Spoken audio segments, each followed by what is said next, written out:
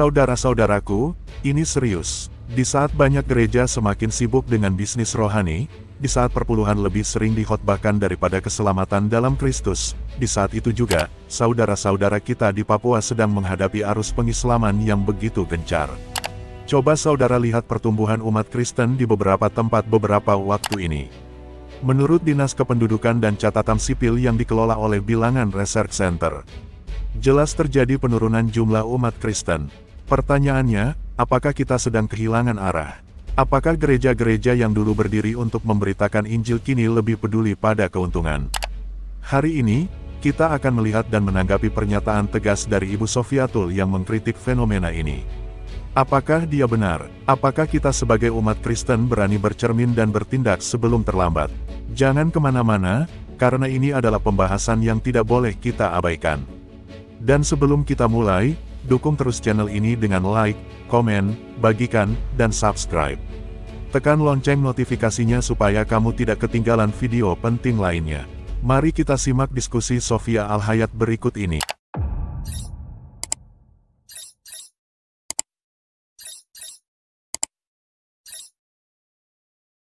Kalau muslim ngomong gini mah kagak ngerti mereka.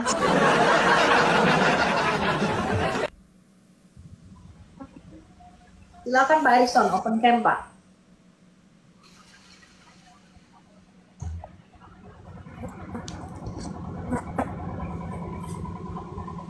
Ya, selamat siang Bu Sofi. Siang. Oh, ini yang kemarin ya Pak? Iya, betul Bu, betul. Ya, silakan Pak, ada yang mau disampaikan? Iya, Bu Sofi tadi makanya saya ada rencana mau naik gara-gara ini Bu Sofi. Betul itu Bu Sofi. Jadi memang atas dengan dinomin sekarang ini, ya ini saling memojokkan atau saling menyenggol ini, ya inilah sebenarnya memang ibaratnya begini. Banyak pendeta, mohon maaf dengan saya ibaratnya tidak menyebut orang atau menyebut oknumnya. Banyak pendeta ini ibaratnya menganggap denominasi dia itu yang paling benar gitu. Jadi ya memang itu tadi, padahal tujuan akhir apa yang ditujunya itu tidak memahami dengan seutuhnya seperti yang Bu Sofi sampaikan ini. Saya ini sangat apresiasi dengan pengajaran Bu Sofi seperti ini. Ini luar biasa ya, benar. Tuhan Yesus tidak membawa agama, tidak membawa denominasi. Jadi artinya memang itu tadi, semoga lah kita berdoa supaya jangan lubang itu semakin besar. Itu aja Bu Sofi tanggapan saya. Terima kasih. Ya Pak. Ya, jadi ini sebenarnya seruan hati kita juga. Tapi saya heran mereka itu sudah dipakai sebagai corong iblis. Karena iblis itu kan berkata begini Pak. Salah satu strategi iblis adalah pemecah belah. Roh pemecah belah. Tapi secara tidak sadar, karena iblis itu kan roh, tadi yang saya bilang kerajaan roh. Dia menggunakan manusia. Nah, secara tidak sadar, kita itu kadang dipakai iblis sebagai corongnya. Fitnah, hujah, apalagi gibah, terus apa lagi? Kita tuh nggak sadar. Tapi kita dipakai sebagai corongnya iblis sebenarnya. Nah, makanya dikatakan Rasul Paulus, ujilah setiap roh. Ya, ujilah setiap roh. Nah, itu sebenarnya. Ya, yang kita itu kadang-kadang nggak sadar di situ. Ya, karena begini Bu Sofi, anggapan para ibarat denominasi ini, kamilah yang paling benar. Anggapan denominasi yang satu ini, kamilah yang paling benar, kamilah yang paling dekat. Jadi ya memang di sini memang kita sebagai pengikut Kristus harus semakin sadar apa sih tujuan Allah, apa sih maksud Tuhan terhadap manusia yang berdosa ini. Kan itu Bu Sofi yang Ibu maksudkan sebenarnya. Betul. Jadi lebih fokus kepada apa sih tujuan Allah gitu loh. Ya, ketika mendirikan eklesia gerejanya. Bukan yang diributkan itu masalah kalau sembayangnya nggak seperti aku berarti sesat kan gitu. Ya kan? Tapi ada satu hal yang mau saya tanyakan Bu Sofi. Ini mohon maaf kali ini. Kalau ada yang mendengar orang-orang Kristen yang di bawah. Ini menurut Bu Sofi tanggapan bagaimana? Ini kan sekarang kan yang saya dengar ini masalah terkait perpuluhan ini yang terlalu ibaratnya jadi dorong sana dorong sini. Ini menurut tanggapan Bu Sophie sebenarnya memang perpuluhan ini menurut Bu Sophie bagaimana tanggapan Bu Sophie secara apanya? Memang bagaimana? Memang itu firman Tuhan yang real atau bagaimana dilakukan bagaimana, nggak dilakukan bagaimana Bu Sophie? Menurut tanggapan Bu Sophie. Gereja-gereja ini kemarin saya waktu ngomong-ngomong ya sama pastor-pastor sini. Kenapa kadang-kadang mereka ngomongnya tuh perpuluhan tapi bukan tentang kerajaan. Karena gini, gereja-gereja itu rata-rata mereka nyewa tempat. Ya, kalau Jakarta tuh di mall-mall dan mereka tuh bangun gedungnya mewah-mewah. Ya, gereja Mawar Sharon, Betani itu kan gedungnya mewah-mewah. Anda tahu ya, dengan gedung yang miliaran, puluhan miliar, itu biaya pemeliharaan maintenance-nya mahal nggak, Pak? Iya, mahal, tentu mahal, Bu. Kali mereka bikin ibadah, itu yang nyewa aja ya, gereja 1 jam, itu 1 minggu itu bisa 1-2 miliar. Dibuang gitu aja untuk nyewa gedung. Kemudian kalau gereja ini sudah mega church besar, gedungnya itu sangat besar. Inilah yang dibilang pembangunannya tuh pembangunan gedung, bukan manusianya dibangun. Tuhan tidak menyuruh kita tuh membangun gedung, tapi membangun jemaat, membangun eklesia kayak gereja mula-mula dulu loh. Ketika gedung ini udah dibangun puluhan miliar, megah, listriknya aja udah mahal, Pak, betul? Ya, belum nanti ngasih orang untuk bersih-bersih, satpam dan sebagainya. Nah, kalau mereka tidak mengkhotbahkan ini, jemaat itu nggak ada yang kasih dananya. Maintenance-nya dari mana? Bayar listriknya, belum pajaknya, Pak. Memang pajak gedung itu nggak mahal, Pak. Pajak rumah aja kita kecil aja mahal, betul? Iya, betul. Kebayang nggak? Mereka nyewa, ini ibadah nyewa, itu miliaran, Pak. Kalau 3 kali ibadah, bayangin aja tuh, 1 miliar tuh 1 minggu dibuang. Kebayang nggak kalau ini untuk penginjilan, untuk bikin di desa-desa di mana di Papua, yang kemarin saya dengar di Papua lagi sedang dihijaukan katanya. Pemerintah itu mengumpulkan dana sekian besar supaya Papua ini dimuslimkan, diislamkan. Kenapa kita tidak menggunakan dana kita itu untuk hal-hal yang lebih bermanfaat, menyebarkan Injil? Kenapa bangun gedung dan maintenance gedung gitu loh?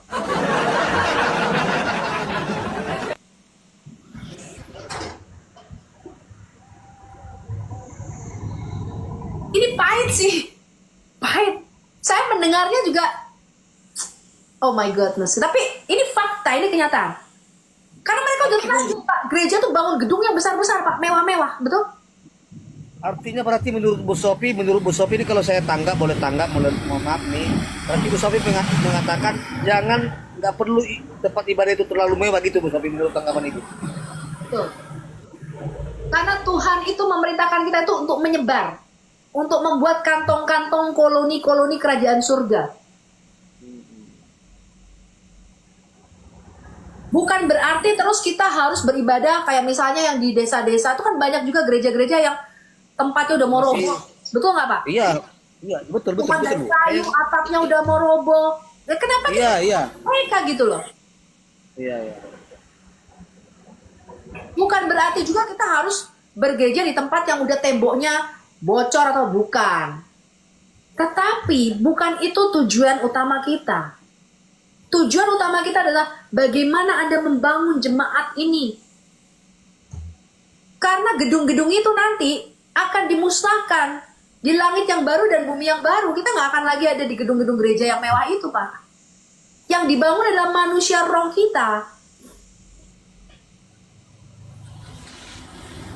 Nah, sekarang mereka udah terlanjur punya gedung yang demikian besar. Itu perlu biaya miliaran, Pak. Saya kasih tahu Anda nih. Jadi mereka itu lupa kepada visi mandat kerajaan yang dikhotbahkan. Jadi apa? Lu kasih perpuluhan. Kalau kagak kasih perpuluhan, ini maintenance gedungnya siapa yang bayar, coy? Karena mandat kerajaan surga yang kita terima dari Yesus bukanlah bangun gedung-gedung gereja. Tapi apa? Pergi. Bikin eklesia. Eklesia itu adalah perkumpulan koloni-koloni. Seperti bangsa Romawi pada waktu menjajah itu dia bikin koloni-koloni. Kecil-kecil, kumpulan kecil-kecil. Tapi banyak, Pak, nyebar. Di setiap koloni itu ada eklesia. Itulah duta-duta besar kerajaan surga. Jadi fokus kita itu bukan kepada bangunan luarnya, tapi fokusnya adalah kepada bangunan ini loh Pak. Ini loh, tubuh ini loh. Kitanya, manusianya yang dibangun.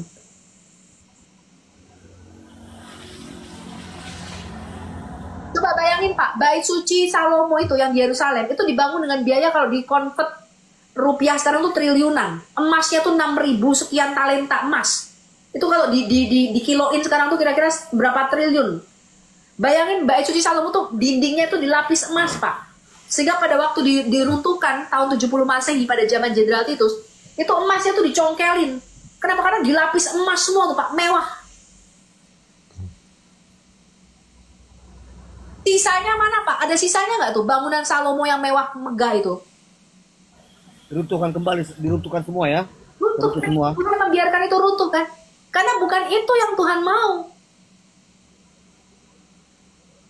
Sekarang Tuhan berdiam bukan hanya di bangunan, tapi Tuhan berdiam di dalam satu pribadi yaitu Yesus Kristus. Dia mau manusia ini loh yang menjadi bait, yang dibangun itu manusianya, kitanya.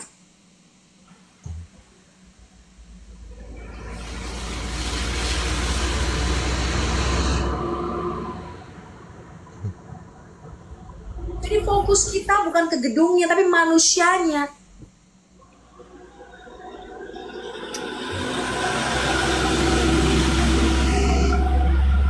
Ini memang perlu perenungan, Pak. Sama-sama kita sebagai gereja, saya sebagai anggota tubuh Kristus, kita perlu merenungkan hal ini. Gereja perlu bertobat akan hal ini. Sekali KKR, miliaran duit dikeluarkan. Coba dikasih ke kita beli internet cuman nggak ada 500.000 satu bulan Pak. Kasih ke Sofia Alhayat bisa menginjil sampai ke seluruh Indonesia. Nggak perlu duit miliaran. Sofia juga nggak bagi-bagi Indomie, kan saya belum pernah tuh bagi-bagi Indomie ke teman-teman, betul nggak?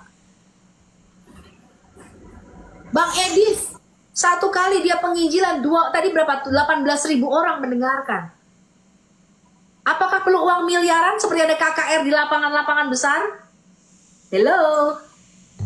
Tapi Injil harus diberitakan. Bukan hanya orang Malaysia Pak, dengerin Pak, coba bayangin Pak. Betul nggak?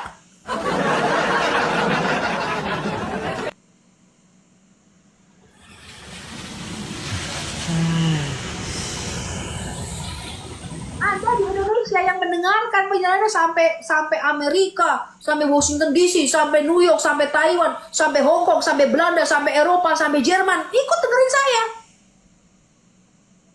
Biayanya berapa Pak? Internet.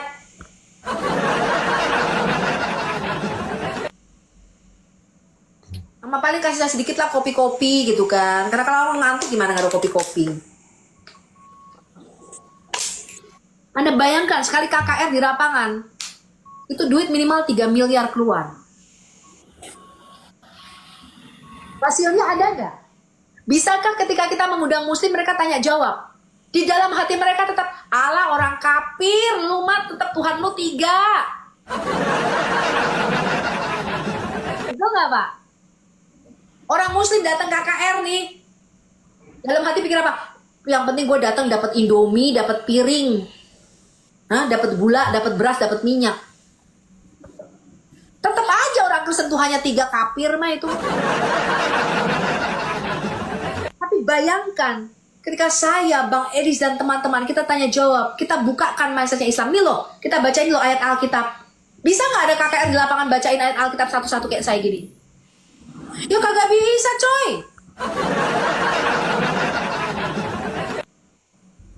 Bisa Anda bedah ayat per ayat kayak saya begini. Ini udah berapa jam nih? 3 jam 21 menit. Karena itu, coba kita ubah mindset kita dari cara pandang agamawi ke cara mindset kerajaan. Karena Yesus dilahirkan tadi Pak, bukan sebagai misionaris atau penginjil ataupun nabi. Yesus lahir sebagai raja, betul nggak Pak? Iya, betul. Jadi, gimana ya mau kita bilang? Ya nggak apa-apa Pak, perlu waktu memang untuk mengubah mindset agamawi menjadi mindset kerajaan. Ini memang takes time. Karena nggak semua gereja itu mengajarkan prinsip kerajaan surga. Mereka sudah berubah menjadi agama. menjadi denominasi. Bukan kerajaan, bukan duta-duta besar kerajaan surga. Nah, Al-Hayat saya secara pribadi, saya mendapatkan satu mandat khusus untuk mengajarkan. Kita kemarin bilang pastor, saya bilang, kenapa nggak pastor saja sih yang mengajarkan ini kepada pendeta-pendeta sinode, supaya pendeta itu mulai sadar. Kalau dari atas itu sadar kan lebih gampang, betul nggak? Kalau saya kan di bawah nih. Kalau pastor-pastor yang di atas tuh sinode-sinode gereja sadar, mulai sadar, mengubah menjadi konsep mindset kerajaan, kingdom, selesai Indonesia, Pak. Tapi saya kasih tahu Anda, Pak, nggak semua orang nangkep hatinya Tuhan. Nggak semua orang nangkep hati sang raja itu. Nggak semua gereja, Pak, nangkep. Nah, ini yang susah. Tapi kita berdoa ya. Kita nggak putus asa. Kalau saya putus asa, mah saya udah selesai gitu kan. Saya nggak putus asa. Saya masih punya harapan bahwa gereja-gereja di Indonesia akan menangkap visi kerajaan surga ini. Akan menangkap hati raja kita. Akan menangkap mandat kerajaannya, bahwa kerajaannya harus datang di bumi ini. Dan kehendaknya harus jadi di bumi ini. Amin, amin, amin. Ya, mungkin butuh waktu, nggak apa-apa. Nggak apa-apa. Tapi terus, kita mindsetmu jangan mindset agama, mindset kerajaan. Makanya kalau mindset kerajaan, Anda nggak akan lagi ributin. Cara doanya mesti pakai cara denomku. Kalau nggak cara denomasiku, berarti sesat lu. Kalau nggak perjamuan kudus setiap hari, berarti lu sesat. Kalau nggak dibaptisnya, baptisnya mesti tenggelam lah, lu sesat. Coba kita singkirkan dulu those kind of mindset. Kita belajar yuk, mulai belajar. Ya, supaya kita nangkep bahwa Yesus lahir itu sebagai Raja manusia. Mesias itu hanya Raja manusia. Makanya dikatakan kerajaannya akan ada di bumi ini. Dan dia akan memerintah atas kaum keturunan Yakub, kata malaikat Gabriel. Betul, Pak? Iya, betul. Lalu, Tapi begini, Bu. Oke, Bu. Tapi begini, Bu. Jadi kan sekarang denominasi ini sudah begitu banyak. Jadi ibaratnya sekarang kalau Ibu mau ngambil benang merahnya ini, ibaratnya gimana ya Mas bilangnya? Ibaratnya yang dibutuhkan untuk meraih kerajaan Allah ini tadi menurut Ibu ini bagaimana ya? Cara mengambil benang merahnya itu bagaimana caranya gitu loh? Supaya ini bisa semua terapa. kalau saya, Pak, kita mulai dari... Kalau saya, Pak, kita nggak usah nunjuk ke yang lain. Kita mulai dari diri kita sendiri. Karena orang itu biasanya ngikut. Kalau sudah ada yang kelihatan, udah ada yang maju duluan. Nah, kalau saya, Pak, kita sadarin aja terus. Kita bawa terus misi kerajaan sorga ini, kerajaan Allah ini. Ya, kita sadarkan terus bahwa yang harus dikhotbahkan Yesus, Pak. Coba kita buka Kisah Rasul 1 ya, ayat 3, Pak. Kisah Rasul 1 ayat 3, coba Pak Erikson bacakan, Pak.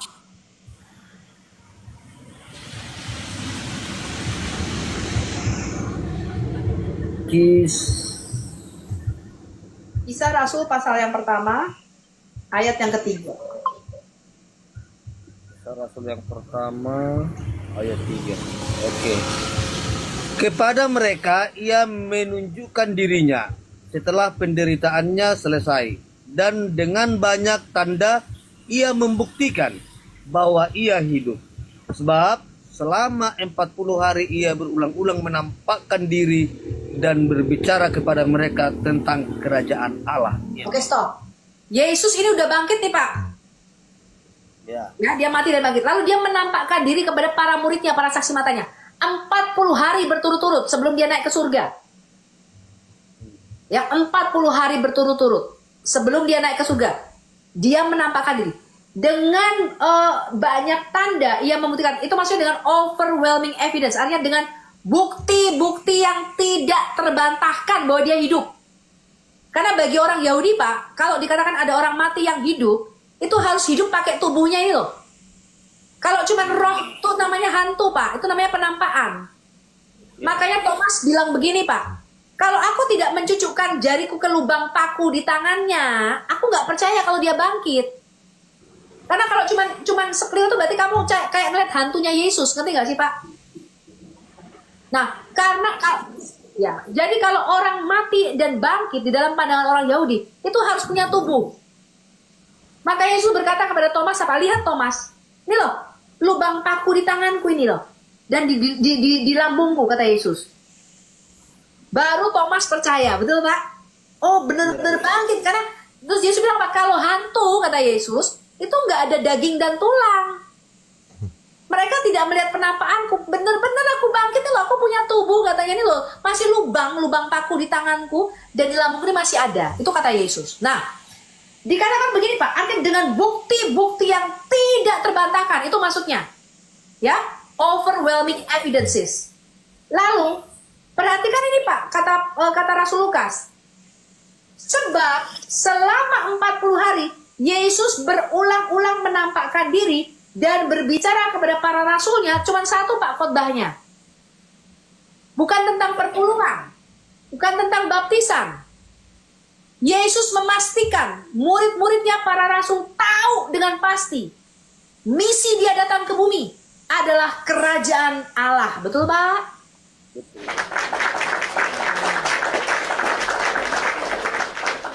Yesus nggak bilang penting loh perpuluhan, nah kalau kamu nggak kasih perpuluhan nanti gimana, ini macet ini gereja nih. Berulang-ulang, itu maksudnya tuh diulang-ulang terus Pak. Khotbah tentang kerajaan Allah nih, studinya tuh diulang-ulang terus. Saya kasih tahu Anda, di dalam pandangan orang Yahudi Pak, Tuhan kalau bicara sekali, itu maksudnya penting. Tuhan bicara 2 kali diulang, itu penting kamu perhatikan. Kalau Tuhan bicaranya diulang 3 kali hal yang sama, dalam pandangan orang Yahudi, itu extremely penting, kamu nggak boleh miss. Kamu mesti ngerti. Karena ini penting, berarti karena dia diulang 3 kali ngomongnya. Nah, kalau selama 40 hari, Yesus bicaranya diulang-ulang, diulang lagi. Ngerti kamu ya kerajaan Allah? Maksudnya ini loh, kerajaan Allah tuh tidak datang dengan tanda-tanda lahiriah. Kerajaan Allah ada di antara kamu. Aku ini datang membawa hukum yang baru, euangelion, maksudnya lahirnya seorang raja baru. Kerajaan Allah itu di sini. Aku datang untuk mengambil alih kerajaan manusia di bumi dari tangan iblis, dari kerajaan iblis. Kamu dimerdekakan dari penjajahan kerajaan iblis. Dia itu artinya extremely penting. Anda harus ngerti apa itu kerajaan Allah, Pak.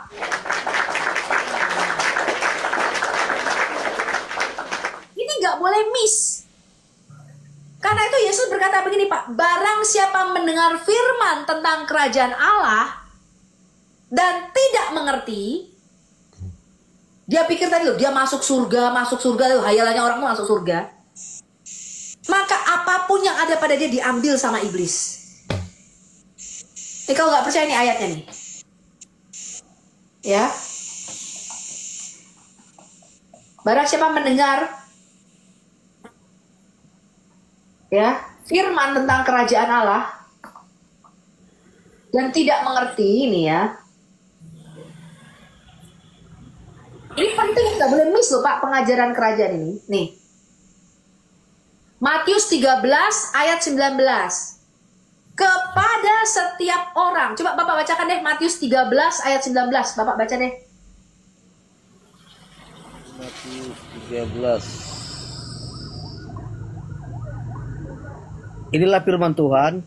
Kepada setiap orang yang mendengar firman tentang kerajaan surga tetapi tidak mengertinya, datanglah si jahat dan merampas yang ditaburkan dalam hati orang itu.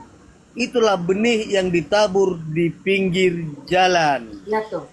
Barang siapa mendengar firman tentang kerajaan surga, tapi dia nggak ngerti, Pak.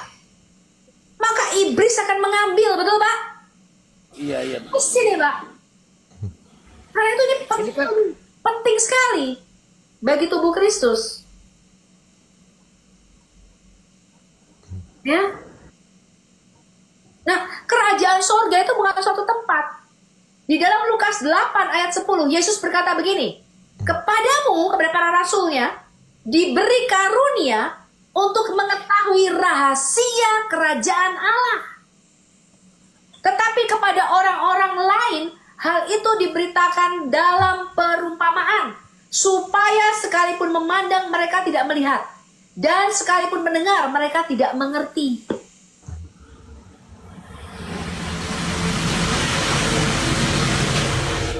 Jadi betapa pentingnya Kerajaan sorga, kerajaan Allah ini, berita apa kali itu harus kita pelajari Pak dengan detail. Dari dasar, dari awal. Karena Yesus selama 40 hari sebelum dia naik ke surga meninggalkan murid-muridnya, Yesus hanya khotbahnya satu tentang kerajaan Allah, the kingdom of God. Dia tidak khotbah tentang perpuluhan. Dia tidak khotbah tentang baptisan. Dia tidak khotbah tentang cara-cara berdoa dan berpuasa. Yesus selama 40 hari sebelum dia naik ke surga, his message only one about the kingdom, kingdom, and kingdom, and kingdom. Begitu kamu get this message, kalau Anda itu mengerti pesan kerajaan, maka segala sesuatu itu Anda baca dari Kejadian sampai Wahyu itu gampang aja Anda baca. Anda akan ngerti tuh. Tapi kalau Anda nggak ngerti pesan kerajaan surga ini, Anda miss. Ada sesuatu. Makanya tadi pertanyaannya seperti para Kristen-Kristen botol itu yang jadi mualaf. Di manakah Yesus berkata, aku beragama Kristen? Di manakah Yesus mendirikan agama Kristen? Bukankah Paulus yang mendirikan agama Kristen? Karena mereka itu nggak ngerti prinsip kerajaan, Pak. Kalau Muslim kita maklum lah ya. Tapi kalau Kristen sebotol itu saya nggak habis pikir. Nah begini Bu, jadi kan ini kan sebenarnya gini Bu, memahami dengan apa yang Ibu bilang ini pun sebenarnya kalau mau kita kaji Bu ya, kalau tanpa Roh Kudus yang mengertikan ini ke hati kita dan pikiran kita, memang ini susah dimengerti. Kalau saya sangat mengerti Bu, apa yang Ibu maksud tadi saya mengerti, cuma ya sekarang kan pergolakan ini seperti yang bilang tadi, jadi ibaratnya jadi menambah lubang itu tadi kan denominasi tadi. Tapi memang ini yang Ibu sampaikan ini, kalau memang Roh Kudus nggak bisa ada di pikiran atau di hati kita, nggak ada gitulah, nggak bisa Bu memahami Bu, nggak bisa, memang nggak bisa. Apa maksud tujuan Allah itu nggak tahu. Makanya ini kan sekarang saya pribadi Bu, ibaratnya kembali apa sih sebenarnya makna inti yang Tuhan mau sampaikan atau Yesus mau sampaikan itu dapat kena gitu loh. Kenapa seperti itu? Karena kan memang selama ini pendeta, ya baiklah aku bilang lalu di gereja saya itu kan motivasi bagaimana supaya bisa berkembang, bagaimana supaya bisa kita berhasil, sukses, damai sejahtera di dalam keluarga. Kan hanya ini doang ini. Ini nggak disampaikan, ini loh tujuan inti utamanya ini loh. Kerajaan ini yang kita mau kita kejar. Kerajaan ini yang harus milik kita. Bagaimana bagaimana supaya kerajaan surga sama kerajaan bumi ini yang selaras. Ini nggak ada ke sana. Nah ini memang terjadi. Jadi sehingga menunjukkan hanya denominasi. Ini loh denominasi kami lebih gini. Cara berbaptis kami lebih hebat gini. Kami tiap minggu. Nah ini yang jadinya. Jadi inti garis benang merahnya jadi tinggal. Ini loh. Itu yang terjadi Bu. Itu terjadi. Sehingga hanya membangun denominasi masing-masing lah. Oh denominasi kami besar. Yang mengikut kami besar ini. Nah kan ini yang terjadi. Lebih banyak, lebih rame. Nah ini. Padahal tujuan inti utamanya itu seolah-olah dalam tanda kutip. Seolah-olah jadi di nomor 5 kan, atau nomor 6 kan, atau nomor sekian. Nah ini loh kami yang benar. Denominasi kami lebih banyak mengikuti. Ini memang yang terjadi Bu. Padahal kan seperti yang bilang tadi, tujuan Allah itu bukan agama, bukan denominasi. Denominasi kan belum, bukan.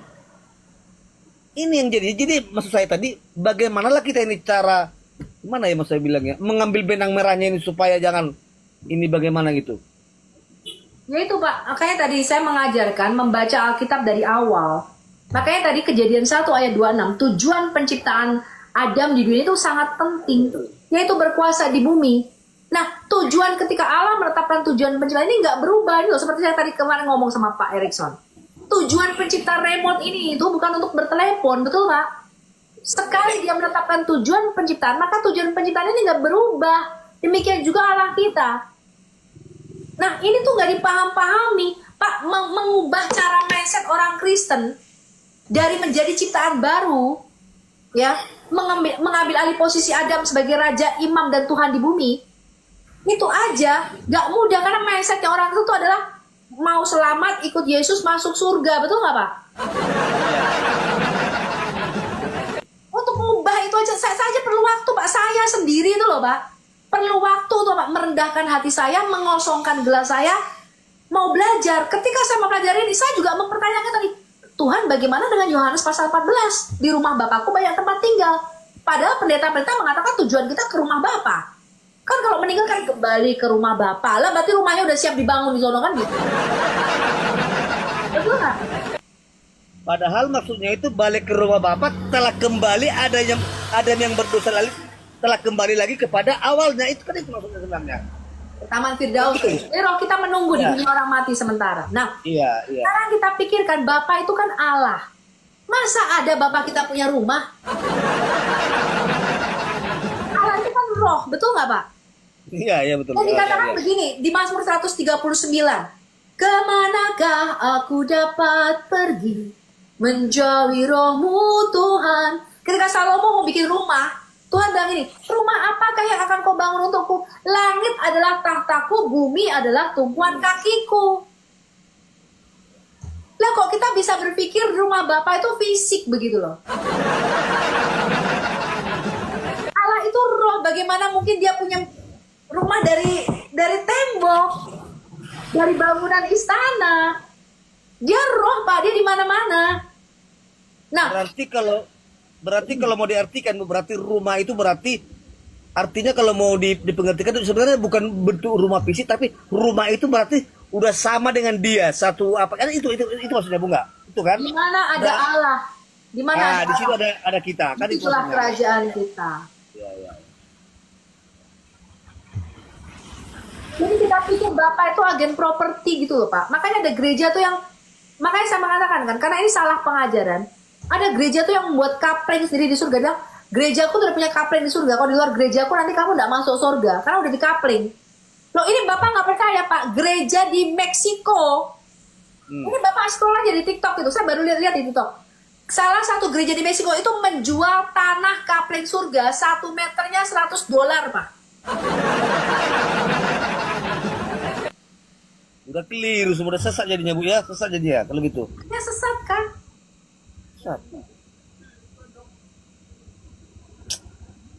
Karena apa, pendetanya cari duit, dia pikir udah lalu kalau mau kapling di surga lu beli sama gue katanya 1 meter, dan itu hampir sold out loh Pak, dibeli sama jemaat Pak. Aduh. Bayang nggak kalau kita sebagai seorang pengajar, gembala, pemimpin gereja salah ngajar? Itu yang namanya di dalam Yeskiel 34. Gembala yang apa? Mengambil keuntungan dari domba-dombanya. Betul? Betul. Bukannya kita memberikan supaya domba-domba ini dapat rumput yang hijau, memberikan makanan pengajaran yang sehat, malah kita manfaatin ini. Itu prihatin. Makanya saya encourage Anda untuk melihat Netflix, itu bagus sekali ya. Di Netflix itu kalau Anda langganan, itu judulnya adalah In the Name of God, Holy Betrayal. Itu kejatuhan 5 gereja besar di Korea Selatan. Ini hati-hati. Kerja iblis itu kalau bukan dia mencegah kita, dia dorong kita. Terus pelayanan. Lama-lama pelayanannya bukan buat kerajaan surga, buat diri kita sendiri. Membesarkan diri kita sendiri. Karena iblis itu pakai manusia. Dia roh. Kalau dia kalau nggak bisa ada fisiknya atau apanya ya iblis nggak bisa bekerja sebenarnya, nggak bisa bekerja kalau tidak ada fisiknya gitu atau materinya, nggak bisa sebenarnya. Cuma dengan adanya dia kan selalu merasuk ke manusia Pak. Iya. Anda baca itu Pak di dalam Alkitab Perjanjian Lama kita. Ketika Firaun itu mau membunuh bayi-bayi Israel ketika Musa dilahirkan, itu kan atas penasehat-penasehatnya. Ya kan, nasihatin Firaun, nanti kalau bangsa Israel makin banyak, dia bersekutu dengan musuh kita kalah. Nah, tapi di pandangan alam roh Pak, dimensi Tuhan, bahwa keputusan Firaun itu bukan cuma sekedar politik, tapi ada roh, ada iblis, kekuatan iblis di belakangnya. Makanya Allah kita berkata, aku bukan hanya akan menghukum Firaun dan Mesir, aku juga akan menghukum para Allah Mesir yang ada di belakang mereka. Maka diturunkanlah 10 tulah itu.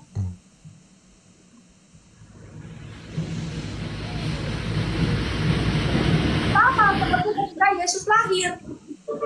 Herodes Agung membunuh bayi-bayi di Bethlehem.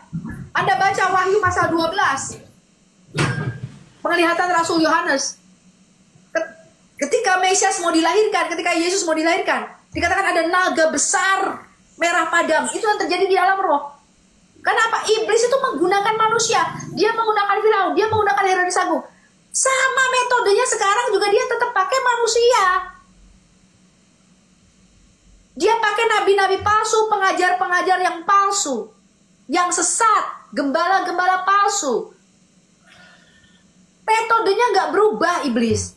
Makanya Rasul Paulus mengatakan apa? Biarlah kamu diberikan karunia membedakan roh, discerning the spirit.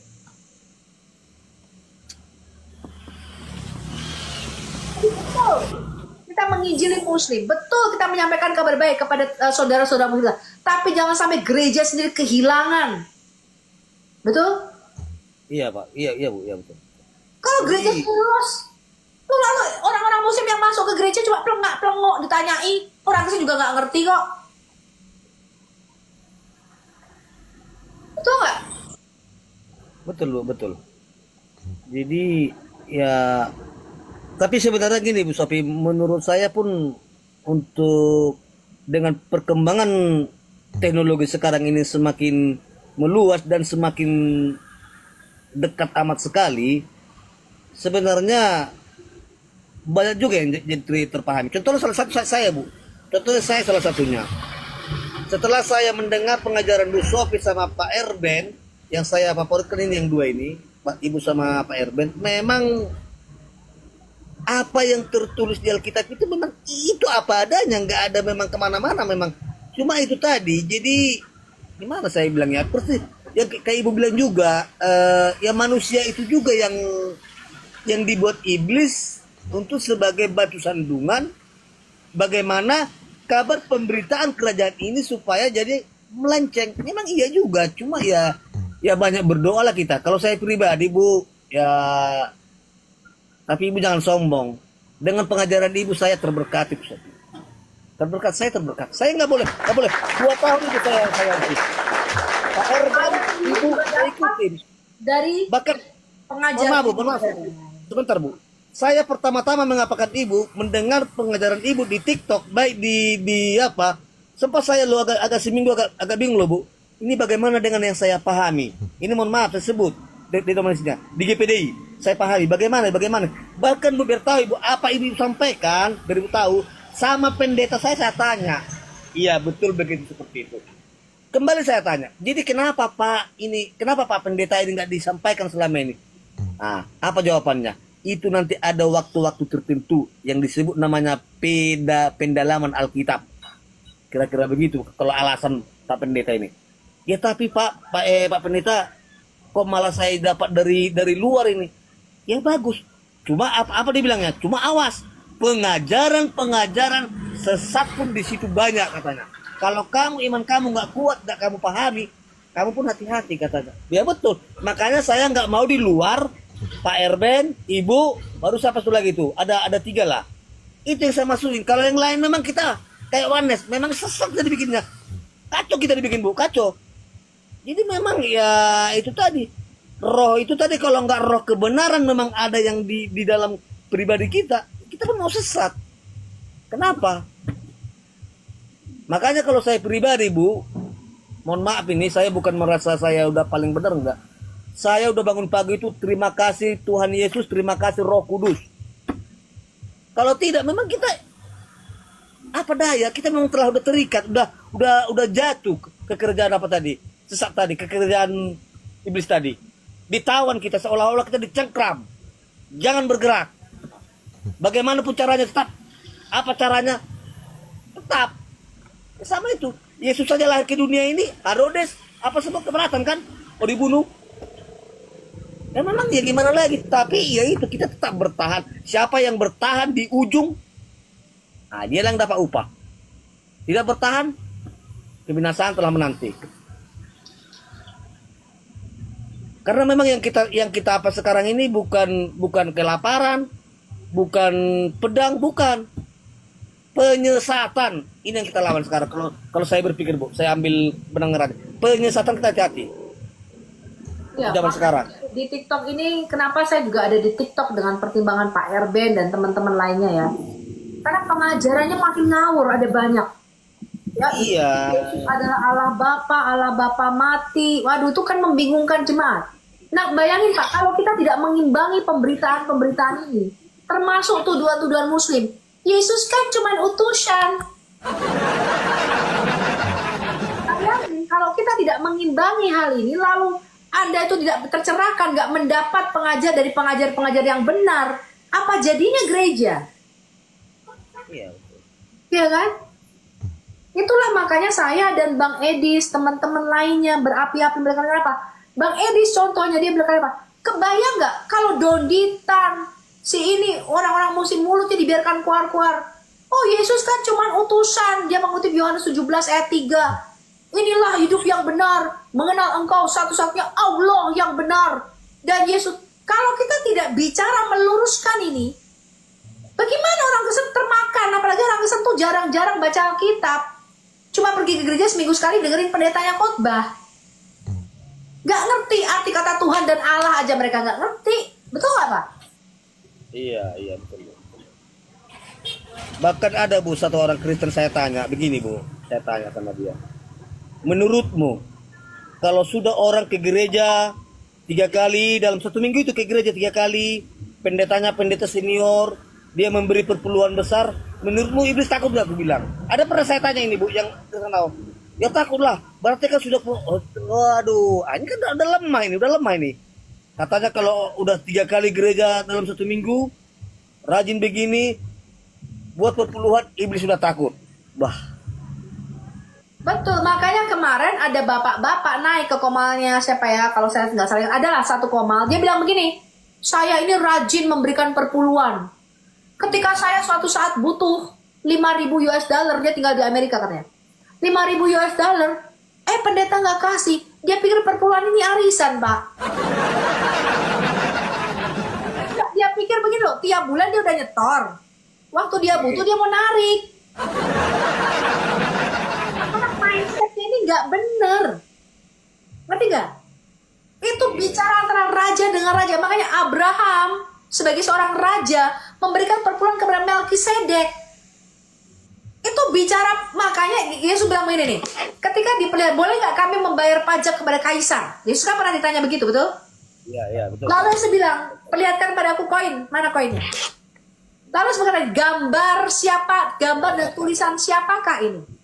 Lalu mereka mengatakan gambar dan tulisan Kaisar. Raja atau ini di bumi, Kaisar Agustus. Lalu sebenarnya berikan kepada raja di bumi, kepada Kaisar, apa yang menjadi haknya. Pajak. Dan berikan kepada raja sorga kita, apa yang menjadi haknya. Jadi perpuluhan itu bukan untuk orang Lewi. Aku mengatakan nggak perlu, karena nggak ada lagi orang Lewi. Perpuluhan itu bicara kerajaan Pak. Saya sudah mengatakan Alkitab ini Pak, bicaranya tuh semuanya tentang kerajaan. Perpuluhan itu hanya diberikan kepada raja. Betul nggak Pak? Iya betul. Ya, itu bukan orang Lewi, dia raja. Perpuluhan pertama kali ada di Kejadian 14, itu bicara raja memberikan kepada raja.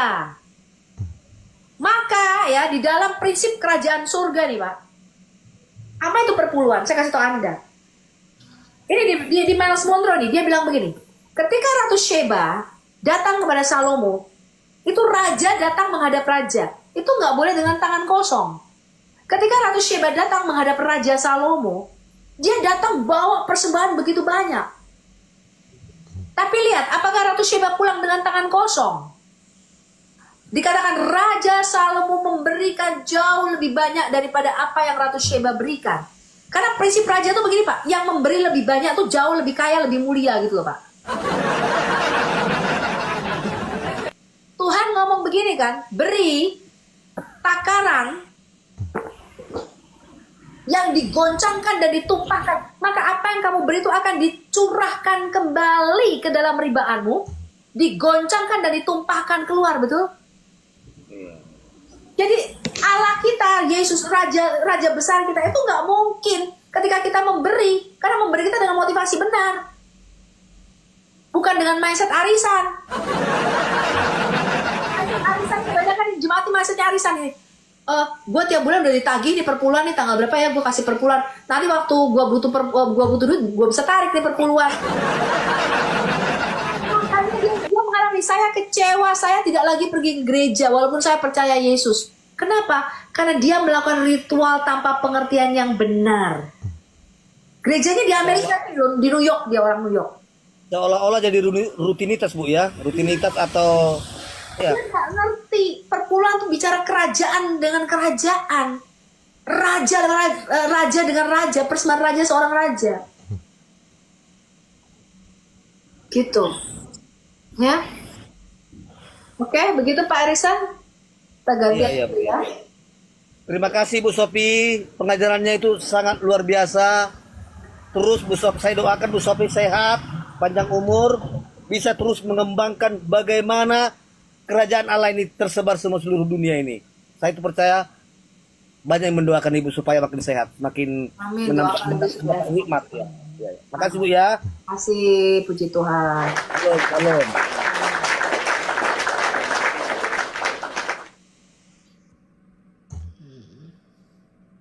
Coba nih kita lihat ya. Ini tim member nih. Pak Hosea, ini pasti Kristen dong ya, namanya udah Hosea. Open game Pak, silakan Pak.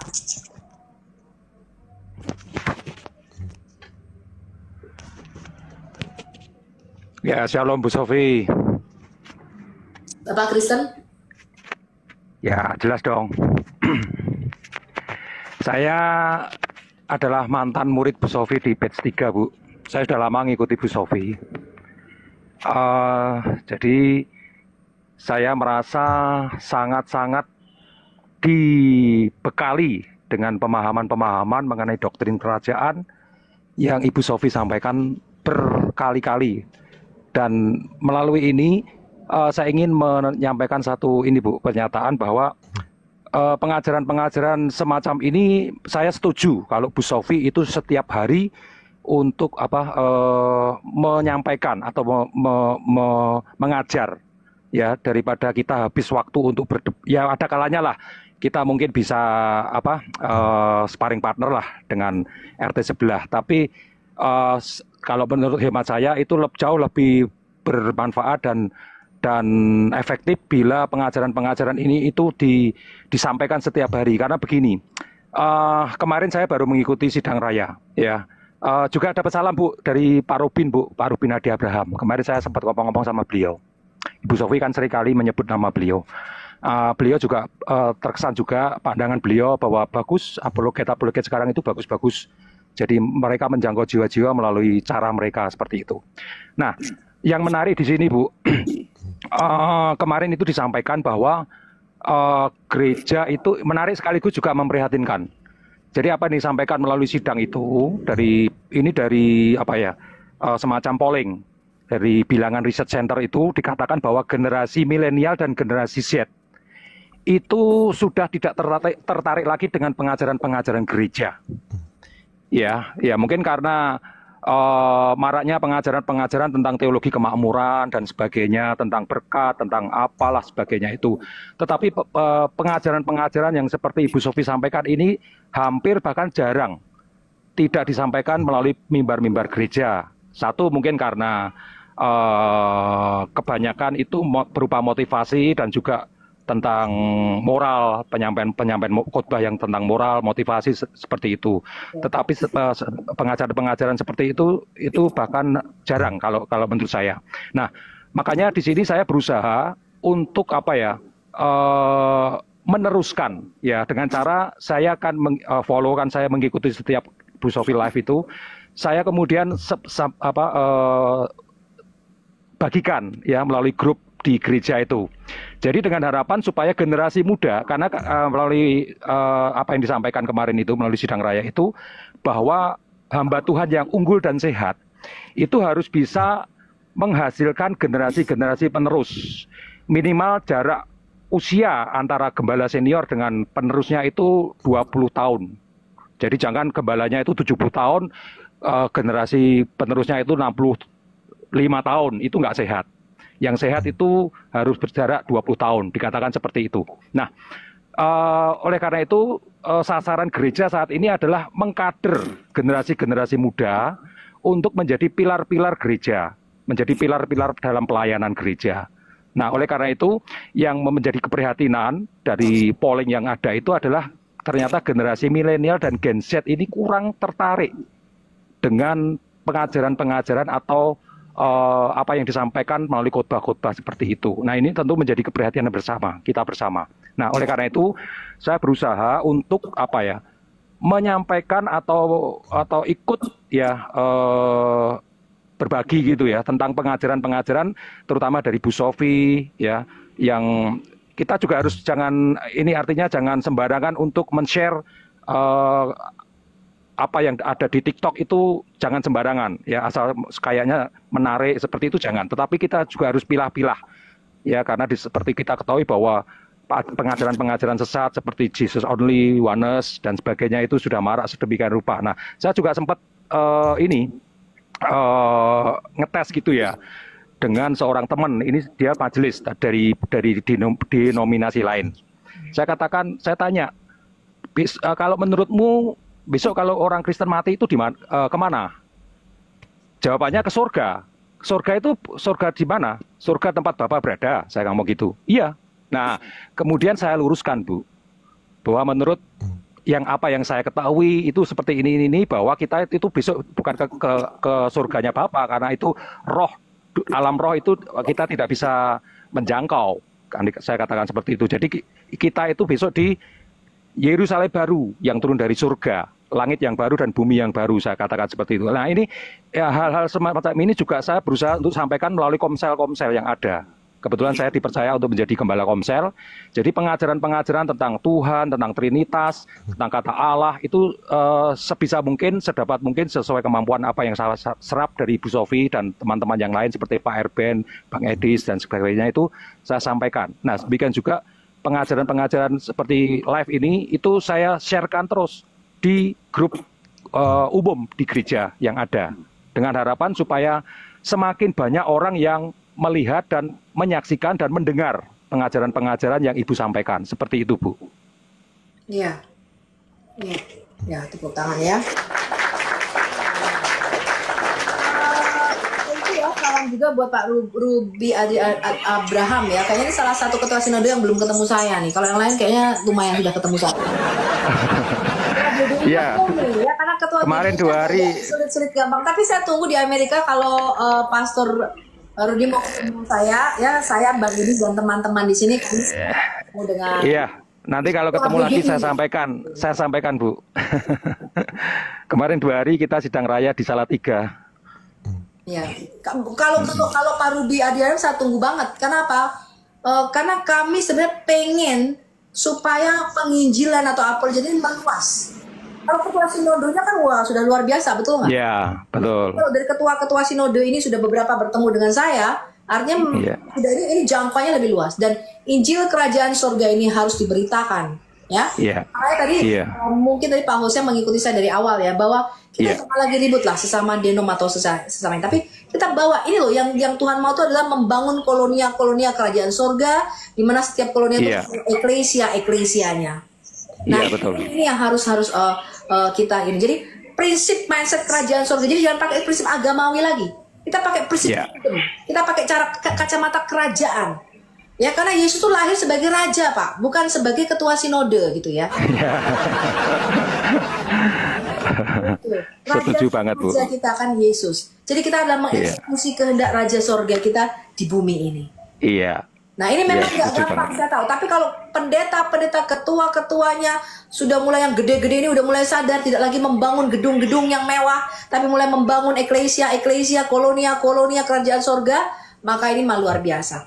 Kenapa? Karena Pak Hosea mungkin tadi menyadari, ketika mereka membuat gedung-gedung yang besar, apalagi ibadah ini harus nyewa, itu kan butuh dana, betul Pak?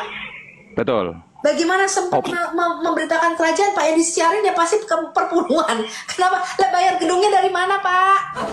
Iya, pastilah itu, Bu. Nyalain sekali nyalain itu saya tahu sendiri dananya berapa. Sekali ibadah nyalain listrik, AC-nya. Itu kan butuh biaya, Pak. Maintenance-nya yang bersihin bagian ininya. Akibatnya kan untuk porsi yang PI dan misi kan berkurang, Bu. Makanya minim. Kalau koinnya buat rata-rata di gereja itu minim. Koin buat Sofiatul sama Edis berkurang, Pak.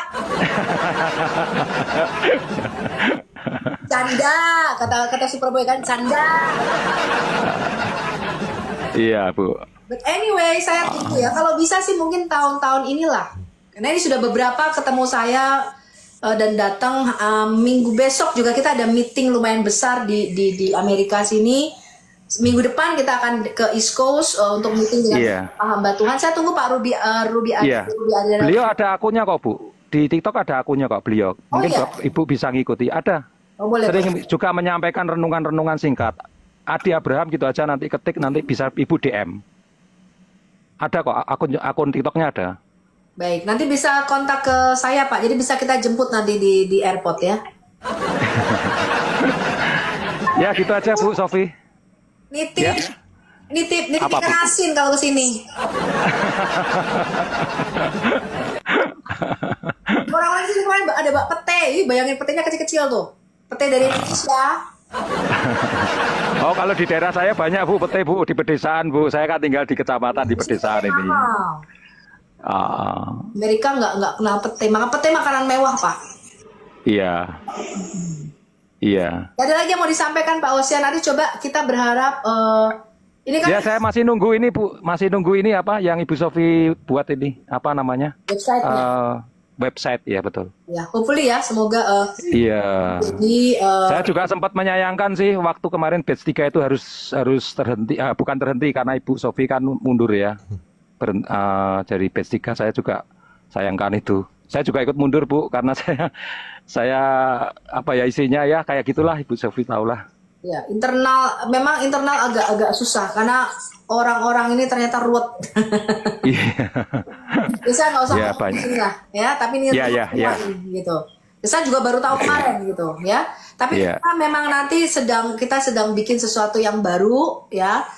Saya nggak akan menyerah, ya, karena kemarin pendeta kita juga khotbah bahwa kita ini dipanggil bukan untuk memulai, tapi untuk mengakhiri sampai garis akhir. Jadi kerajaan surga itu mengutus saya bukan untuk memulai, tapi kerajaan surga mengutus saya untuk mengakhiri pertandingan ini dengan baik. Jadi sampai akhir. Terlanjur bahasa Pak, ya kan? Udah jadi buronan mau ngapain lagi? Oh iya Bu, sebagai informasi aja Bu, sebagai informasi saat ini Pak Rubin punya mega proyek yang besar di Bandung dengan luas 22 hektar itu membuat semacam untuk semacam edukasi. Jadi di situ ada teater, ada gedung-gedung ada bangunan-bangunan yang untuk ini menceritakan tentang bagaimana sejarah penciptaan mulai dari Adam sampai ke Musa, Abraham dan sebagainya.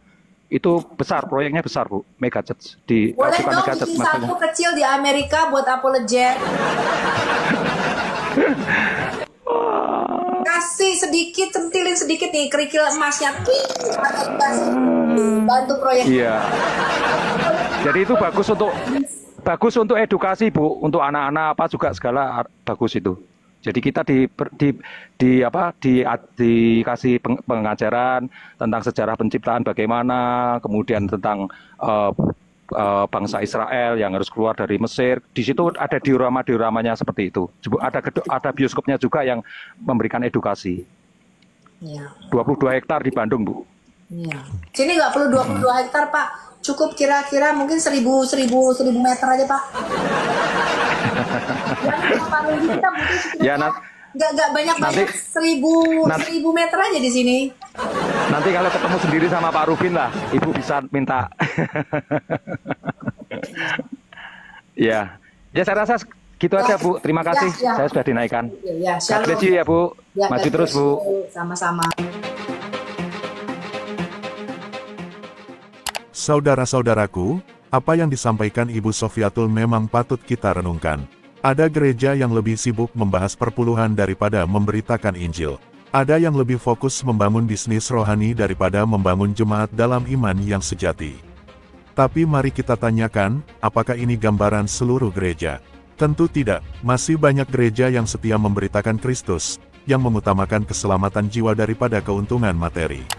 Mengenai perpuluhan itu berkat atau beban, kita tidak bisa menutup mata bahwa di beberapa gereja, perpuluhan dijadikan alat untuk menekan jemaat. Seakan-akan tanpa perpuluhan, seseorang tidak diberkati. Padahal, dalam perjanjian baru, memberi bukanlah soal angka, melainkan soal hati yang mengasihi Tuhan. 2 Korintus 9 ayat 7. Ketika gereja lupa amanat agung, kita harus bertanya, apakah gereja masih setia pada amanat agung, yaitu memberitakan Injil dan menjadikan semua bangsa murid Kristus. Jika gereja lebih sibuk dengan urusan internal, maka tidak heran ketika pengislaman di Papua, daerah Kristen lainnya terjadi secara masif, banyak dari kita malah tidak sadar. Apa yang harus kita lakukan? Jangan hanya menyalahkan gereja atau pemimpin. Kita sendiri harus bertindak. Kita harus kembali ke Injil, kembali kepada hati yang rindu membawa jiwa kepada Kristus. Kita bisa mulai dari keluarga, lingkungan sekitar, hingga ke daerah yang belum terjangkau. Saudara-saudaraku, kritik yang membangun itu perlu.